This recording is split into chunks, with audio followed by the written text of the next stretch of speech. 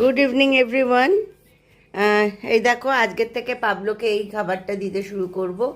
Actually পাবলোর ভেটপ্রো খাবারটা খুব ভালো স্যুট করেছিল, খুব সুন্দর ওয়েট রিডিউস করেছিল, কিন্তু ওই অ্যান্টি ওবিসিটি ভেটপ্রোটাই তো চিকেন আছে, ওই জন্য ওটা দেওয়া গেল না, ওই জন্য এইটা নিয়ে এসছে। এটাও ভেটপ্রো, এটা complete dry dog food, highly digestible, hydrolyse protein.